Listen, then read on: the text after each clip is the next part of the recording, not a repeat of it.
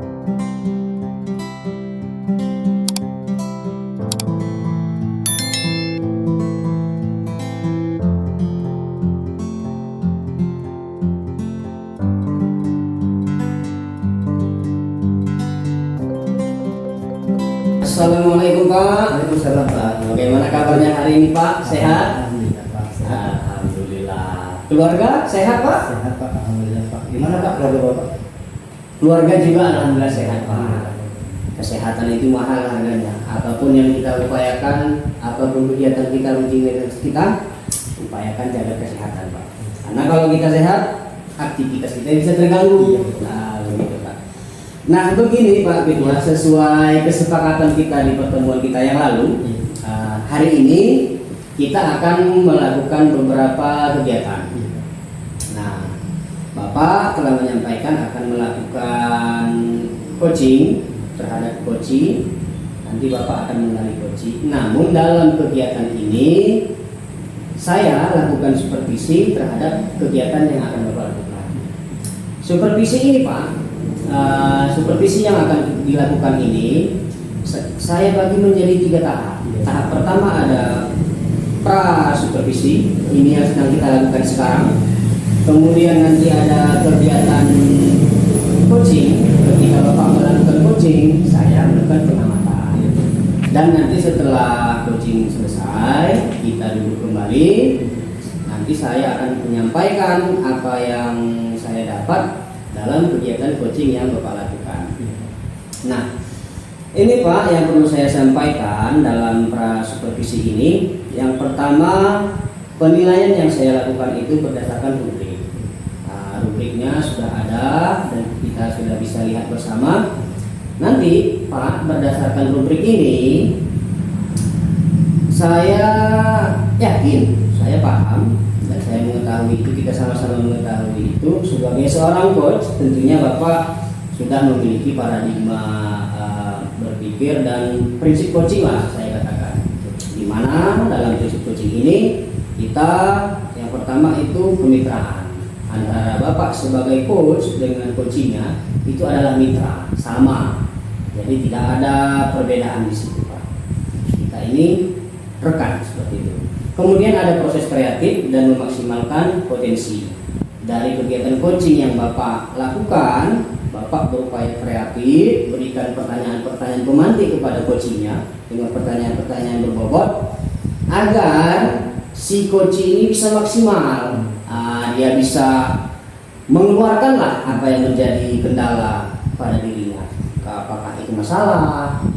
Jadi nanti berdasarkan arahan-arahan Bapak, pertanyaan-pertanyaan yang Bapak berikan, coaching ini bisa menjelaskan secara lebih rinci tujuan apa yang ingin dia sampaikan, identifikasi terkait masalah ini bisa terpenuhi, kemudian dia dapat menentukan rencana, dan berdasarkan rencana itu nanti pelaksanaannya bagaimana. Nah, itu yang menjadi arahan Bapak sebagai coach. Kemudian Pak, kompetensi inti coaching ini yang ini bukan mengajari, cuma saya ingin mengingatkan kembali. Yang pertama itu adalah kehadiran penuh dalam kegiatan yang akan Bapak lakukan. Bapak hadirkan diri secara penuh, dengarkan coachingnya, perhatikan apa yang dia sampaikan, sehingga kalau perlu Bapak buat catatan-catatan sehingga tidak ada yang terlewatkan. Ambil kata-kata kuncinya seperti itu. Kemudian Pak, selain kehadiran penuh, Bapak mendengarkan aktif, kemudian memberikan pertanyaan berbobot, dan lakukan coaching ini dengan alur tirta. Ya, alur tirta itu seperti yang kita ketahui Pak. Yang pertama itu tujuan. Nah, harus jelas. Si coaching ini harus jelas menyampaikan tujuan apa yang ingin dia sampaikan. Kemudian dari tujuan ini Bapak identifikasi. Setelah diidentifikasi, rencana. Nah, harus ada nanti rencana aksi yang dilakukan, yang dipersiapkan untuk menyelesaikan permasalahannya. Kemudian ada tanggung jawab yang terakhir. Nah, setelah ditanggung jawab itu Bapak bimbing terus. Nanti di akhir coaching yang Bapak lakukan, Bapak minta refleksi atau umpan balik atau apa perasaan setelah dilakukan coaching ini seperti itu, sehingga coaching ini bermanfaat bagi kita, menjadi pembelajaran bagi kita untuk dapat melakukan lebih baik lagi di pertemuan-pertemuan selanjutnya. Nah, seperti itu Pak. Selain itu Pak, nah di coaching ini, di tahap pertama di prasupervisi ini ada kompetensi yang ingin Bapak kembangkan kira-kira Pak? Kompetensi yang mana yang ingin Bapak kembangkan? Ini kompetensi di bentuknya Apakah dalam iya, kehadiran maksimal kompetensi, apakah baiklah Pak Pitwa, ya. mari kita fokuskan observasi kita pada cara Bapak mengajukan pertanyaan yang dapat memancing refleksi dan pemikiran coaching. Apa indikator yang ingin Bapak capai dalam pengembangan kompetensi ini? Ini Pak, saya ingin memastikan Pak, bahwa pertanyaan-pertanyaan yang saya ajukan bisa mendorong coaching untuk mengeksplorasi pemikiran mereka lebih dalam, bukan hanya sekedar menjawab dengan informasi yang ada di permukaan. Oh, baik Pak. Baik. Itu tujuannya sangat bagus. Saya akan mencatat relevansi pertanyaan berbobot selama sesi nanti. Terima kasih Pak Pitwa atas klarifikasinya. Saya harap nanti observasi kegiatan coaching yang Bapak lakukan akan berjalan dengan baik dan nanti akan saya amati. Setelah itu kita akan duduk kembali di sini dalam tahap ketiga, yaitu pasca observasi. Baik Pak, silahkan, selamat menjalankan tugasnya Pak. Terima kasih. Wabarakatuh. Waalaikumsalam warahmatullahi wabarakatuh. Selamat datang Pak Husni. Selamat datang juga Pak. Terima kasih atas kunjungan panggilan dari saya. Di Ya, sini saya ingin meluangkan waktu untuk sesi ini. Apa yang ingin Pak Husni diskusikan hari ini terkait target pribadi atau profesional yang ingin Pak Husni capai. Baik Pak, saya ingin membahas bagaimana saya itu bisa mengelola waktu itu dengan baik, begitu Pak kan. Saat ini saya sering kewalahan dengan banyaknya tugas dan tanggung jawab. Belum lagi tugas dari rumah, tugas di sekolah, ya itu semuanya bercampur aduk menjadi satu, gitu Pak. Terima kasih sudah berbagi ya Pak Husni. Menurut Pak Husni, apa yang menurut Pak Husni menjadi penyebab utama kesulitan dalam mengelola waktu, Pak Husni? Yang menjadi kesulitan ya Pak, saya pikir salah satunya adalah kurangnya perencanaan yang baik menurut saya Pak. Itu salah satunya. Kemudian saya sering merasa bingung harus mulai dari mana, sehingga akhirnya pekerjaan tersebut menumpuk begitu Pak. Baik Pak. Jadi Pak Husni merasa perencanaan yang kurang jelas. Iya Pak. Menjadi salah satu penyebab Pak Husni ya. Iya Pak. Jika Pak Husni ingin mengelola waktu dengan lebih baik, seperti apa dampaknya Pak Husni terhadap keseharian Pak Husni? Saya berharap bisa lebih tenang gitu Pak kan, dan tidak merasa tergesa-gesa gitu kan. Saya juga ingin bisa menyelesaikan tugas dengan lebih baik tanpa terburu-buru gitu Pak. Saya rasa begitu, tenang, kemudian tidak tergesa-gesa dan tidak terburu-buru gitu Pak.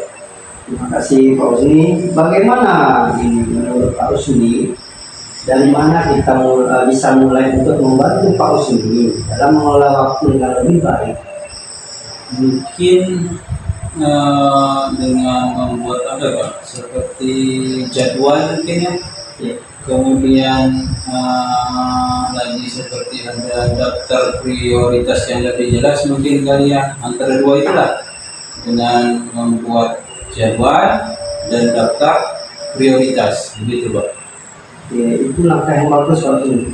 Kalau boleh saya bertanya Pak Usni, apakah Pak Usni pernah mencoba membuat jadwal harian atau mingguan sebelumnya?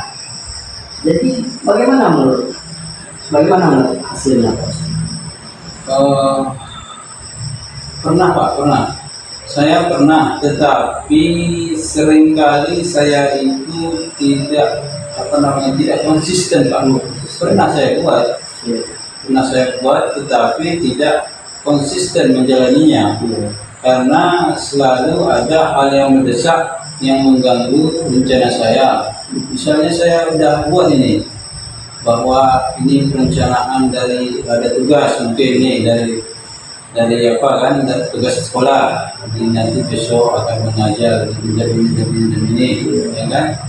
Kemudian ada tugas dari luar juga, ini dari luar sekolah maksudnya, ini ada menghadiri pesta ini. Tapi di tengah perjalanan ada tugas secara mendadak dari kepala sekolah, umpamanya seperti KSP gitu kan. Nah, kan tidak kita duga sama sekali dari awal. Jadi apa yang kita rencanakan dari awal itu meleset. Jadinya tidak tepat waktu, mungkin itu nggak bisa terlaksana lah. Apa yang kita sudah rencanakan itu. Paham saya Pak Usni, paham saya. Jika kita bisa memikirkan cara agar Pak Usni lebih konsisten dalam mengikuti jadwal, menurut Pak Usni apa yang bisa dibantu? Apa bisa membantu Pak Usni? Saya rasa bahkan saya perlu menetapkan batasan mungkinnya, batasan yang lebih jelas dan berkomitmen untuk tidak menunda pekerjaan itu Pak. Kalau seandainya ada tugas yang tiba-tiba atau mendadak umpamanya dari kepala sekolah tadi, saya langsung kerjakan. Jadi masih ada waktu luang tersebut, saya kerjakan terus sehingga tugas tersebut siap tepat waktu. Kemudian kalau ada pun nanti tugas yang lain secara tiba-tiba juga datang, udah bisa kita laksanakan selanjutnya, begitu Pak Ketua. Pasti Pak, itu ide yang sangat baik. Bagaimana jika kita mulai dari membuat daftar prioritas Pak Usni untuk tugas yang paling penting dan mendesak? Setelah itu kita bisa mengevaluasi batas yang Pak Usni tetapkan. Menurut pendapat Pak Usni bagaimana itu? Itu terdengar seperti rencana yang bisa saya jalani Pak. Karena selama ini saya sering tidak memprioritaskan yang penting dulu. Kadang mana yang datang duluan yang tidak penting itu saya kerjakan selama ini. Dan saya kedepannya akan berbuat seperti itu. Saya akan prioritaskan dulu yang terpenting dari banyaknya prioritas tersebut. Kemudian yang kurang penting saya kesampingkan dulu. Begitu Pak, kira-kira apanya ya. Betul Pak Usni, berarti terdengar seperti rencana yang bagus ya Pak Usni ya. Menurut Pak Usni, apa indikator keberhasilan yang ingin Pak Usni capai dari penerapan daftar prioritas ini? Saya pertama Pak, saya ingin melihat apakah saya bisa menyelesaikan tugas lebih tepat waktu dan merasa lebih teratur dalam sehari-hari. Nah, itu dulu saya tengok nanti. Kalau bisa menyelesaikan tugas lebih tepat waktu dan merasa lebih teratur dalam sehari-hari, berarti itu tandanya bahwa saya sudah bisa sukses memanajemen waktu tersebut, Pak Ketua. Bagus sekali indikator itu ya Pak Usni ya, sangat jelas sekali. Kita bisa memulai dari sini Pak Usni dan mengevaluasi hasilnya di sesi coaching berikutnya. Apa ada hal lain yang ingin Pak Usni tambahkan? Saya rasa Pak, tidak. Saya rasa itu sudah cukup. Terima kasih Pak atas masukan pertanyaan memantiknya. Saya bisa menggali potensi yang ada pada diri saya sehingga itu bisa membantu saya nanti untuk memanage waktu, ya, memanage waktu untuk lebih baik ke depannya. Begitu Pak juga. Saya rasa Pak, tidak, saya rasa itu sudah cukup. Terima kasih Pak atas masukan pertanyaan-pertanyaan pemantiknya. Saya bisa menggali potensi yang ada pada diri saya sehingga itu bisa membantu saya nanti untuk memanage waktu, ya, memanage waktu untuk lebih baik ke depannya. Begitu Pak juga. Pak Husni, sama-sama Pak Husni. Saya juga merasa senang bisa membantu Pak Husni. Mungkin ini yang bisa saya bantu untuk Pak Husni. Atau solusi ini benar Pak Husni. Iya, sangat berguna sekali. Sangat berguna sekali. Terima kasih ya Pak Husni. Sampai jumpa di sesi berikutnya Pak Husni. Iya, terima kasih juga Pak. Assalamualaikum warahmatullahi wabarakatuh. Waalaikumsalam warahmatullahi wabarakatuh. Baiklah Pak Kifat, assalamualaikum Pak. Waalaikumsalam warahmatullahi wabarakatuh. Bagaimana Pak perasaannya setelah melakukan coaching tadi Pak? Wah, saya merasa lega Pak karena saya sudah bisa meluapkan apa yang rasa perasaan saya selama ini saya terpendam pada Iya. Coachingnya juga partisipasinya bagus Pak. Iya. Nah, baiklah Pak. Ini seperti kesepakatan kita di awal tadi. Kita sudah sepakati kegiatan yang kita lakukan hari ini ada 3 tahap. Di tahap pertama tadi kita sudah melakukan kegiatan prasupervisi, di mana dalam kegiatan prasupervisi tadi kita sudah sepakati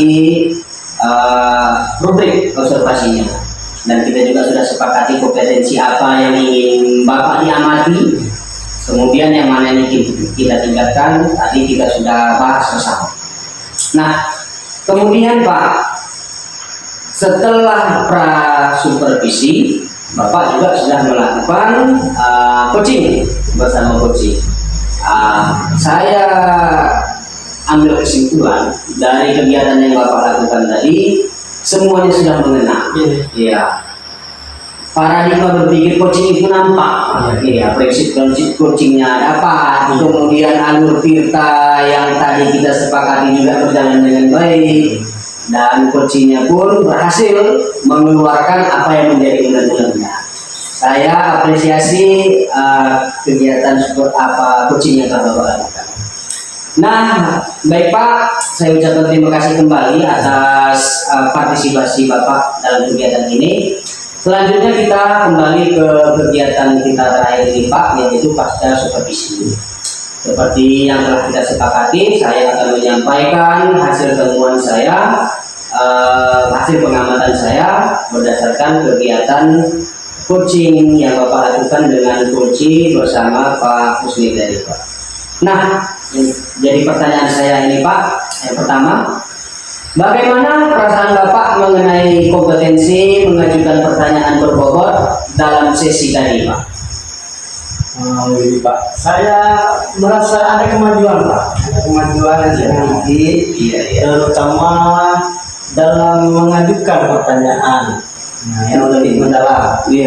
Namun saya rasa saya bisa lebih banyak mendorong coaching untuk mengeksplorasi solusi yang lebih kreatif. Mana bentuknya, solusi bagaimana? Itu Pak. Iya, saya paham itu. Sebagai coach, memang kita itu dituntun untuk mengantarkan coaching supaya mencapai apa yang dia tujukan. Nah, saya setuju. Anda berhasil mengajukan pertanyaan yang membuat coaching berpikir lebih dalam, terutama saat membahas batasan waktu. Namun saya juga mencatat ada beberapa kesempatan di mana seharusnya Pak Fikwar bisa lebih mendorong coaching untuk mempertimbangkan berbagai alternatif solusi. Apa pendapat Bapak terkait argumen saya ini? Saya setuju Pak. Saya setuju. Saya merasa bisa lebih mengembangkan pertanyaan banyaknya untuk eksplorasi lebih banyak kemungkinan yang akan saya dapatkan. Iya.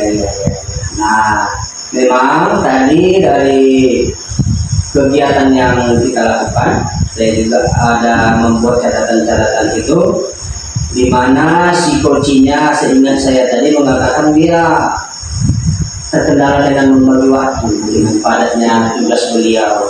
Belum lagi tugas di sekolah begitu tadi Pak ya, tugas di sekolah, belum lagi urusan pribadi dan sebagainya. Kadang ada pula itu urusan mendesak dari si coach katanya. Iya, bagus sekali itu refleksi yang tepat. Apa langkah yang akan Bapak ambil untuk meningkatkan kemampuan ini di sesi coaching berikutnya? Menurut saya Pak, saya akan berusaha untuk mengajukan pertanyaan Ya. yang lebih terbuka lagi, memberikan ruang kepada bagi coaching untuk bisa berkreatif, bisa berpikir kreatif tentang solusi yang akan mereka laksanakan. Iya. Berarti Bapak akan istilahnya memberikan pertanyaan-pertanyaan yang lebih berbobot lagi lah Mas Bapak ini ya. Iya betul Pak. Nah kemudian Pak, dan itu rencana yang baik. Di kegiatan-kegiatan selanjutnya seperti yang kita ketahui, kegiatan coaching ini kan harusnya kita lakukan berkelanjutan sehingga ada pengembangan diri bagi kita antara coach dan coachingnya, sehingga berdasarkan coaching yang dilakukan ini coach bisa meningkatkan kapasitas dirinya, begitu juga dengan coachingnya. Nah, selain itu Pak, kegiatan supervisi yang kita lakukan saat ini tujuan utamanya juga adalah menyaksikan langsung kegiatan coaching yang Bapak lakukan. Kembali lagi saya ucapkan terima kasih, saya sudah dapat itu setiap langkahnya. Saya dapat simpulkan bahwa coaching yang Bapak lakukan saat ini kepada coachingnya dengan Pak Rusli tadi sudah berjalan dengan sangat baik. Nah, terima kasih atas refleksi dan kerjasama Bapak. Mudah-mudahan ke depan kita bisa dapat berbuat dan berkolaborasi untuk memajukan pendidikan ke arah yang lebih baik lagi. Terima kasih Pak. Iya Pak, sama-sama. Saya juga terima kasih atas umpan balik Bapak berikan kepada saya. Saya senang juga bisa mengeluarkan inspirasi saya kepada Bapak, sehingga saya pun lebih lega, lebih merasa senang, tenang bagaimana yang akan saya laksanakan di sesi berikutnya. Baiklah, ya sama-sama Pak. Kita akhiri Pak. Assalamualaikum warahmatullahi wabarakatuh.